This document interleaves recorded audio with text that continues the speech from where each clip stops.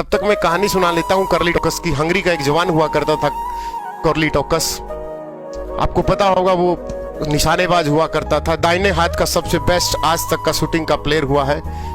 1934 में बहुत अच्छी तैयारी चल रही थी कि मैं 1936 वाले में या 40 वाले में ओलंपिक में वो जीतूंगा, लेकिन 1937 की बात है। उसका कार्लिटोकस का हाथ, दाहिना हाथ जिससे वो प्रैक्टिस करता था, फौज में थे वो, तो कैंप में ग्रेनेड चल गया और उसका वो हाथ कट गया। ठीक है, हाथ कटने के बाद जब 1939 में राष्ट्रीय चैंपियनशिप हुई हंगरी में, तो वो ग्राउंड पर पहुंचा, सभी बोले ये क्या करने आया जब इसके हाथ ही नहीं है।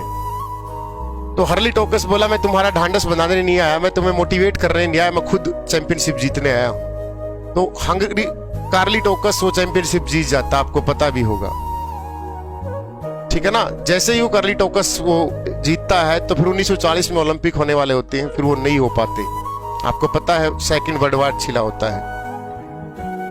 फिर 1944 में फिर खेलने की कोशिश करता है, सेकंड वर्ल्ड वार की वजह से वो भी खत्म हो जाता है, और 1940 टोक्यो ओलंपिक। फिर वही जवान जो इतने साल से वेट कर रहा था, 1948 और 1952 के 2 ओलंपिक में लगातार 2 गोल्ड मेडल जीता शूटिंग में, ठीक है, 2 गोल्ड मेडल 1948 और 1952। कौन? वो कार्लिटोकस, जो बेचारा कभी अपाहिज हुआ था, एक हाथ भी नहीं था।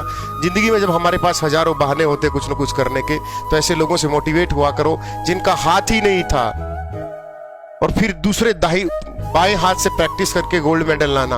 वरना सारी उम्र हमारे यहाँ किसी की उंगली भी कट जाए तो मेडिकल का रोना रोते हैं, मेरे साथ ये हो गया, मेरे साथ वो हो गया। तो जिंदगी में कभी भी हार नहीं माननी, ऐसे लोगों से इंस्पायर होकर आगे बढ़ना जिंदगी में, ठीक है।